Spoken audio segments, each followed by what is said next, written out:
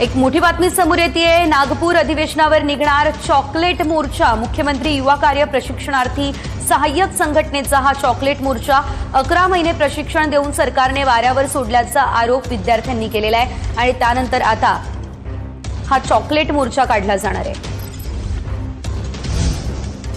या संदर्भात अधिकचे अपडेट आमचे प्रतिनिधी स्वप्नील उमप यांच्याकडून घेऊया। स्वप्नील, आपण पाहतोय हा चॉकलेट मोर्चा काढला जाणार आहे, नेमक्या मागण्या काय आहेत? नक्कीच मुख्यमंत्री सहाय्यक प्रशिक्षणार्थी योजनेच्या माध्यमातून बेरोजगार आणि उच्च शिक्षित तरुणांना जे आहे ते नोकरी सरकार देणार होतं। त्यांना 11 महिन्याचं जे आहे ते प्रशिक्षण देखील देण्यात आलेलं होतं, परंतु प्रशिक्षण देऊन जे आहे ते संपूर्ण या तरुणांना वाऱ्यावर सोडल्याचा आरोप या मोर्चेकरांनी केलेला आहे। त्यामुळे चॉकलेट आंदोलन असं अनोखं आंदोलन या ठिकाणी केलं जात आहे।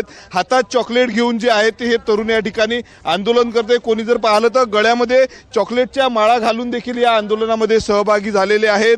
11 महिने जे आहे ते मुख्यमंत्री युवा कार्य प्रशिक्षणार्थीच्या माध्यमातून या संपूर्ण युवकांना जे आहे ते प्रशिक्षण देण्यात आलेलं होतं, परंतु त्यानंतर ठोस कुठल्याही उपाययोजना झाल्या नाही, नोकरी त्यांना मिळाली नाही, काम मिळालं नाही असं त्यांचा आरोप आहे। त्यासाठी त्यांनी आज मोर्चाचं आयोजन केलेलं आहे। नागपूरच्या यशवंत स्टेडियमवरून काही वेळातच या मोर्चाला सुरुवात होणार आहे। राज्याच्या कानाकोपऱ्यातील हजारो तरुण जे आहे ते संपूर्ण या मोर्चामध्ये सहभागी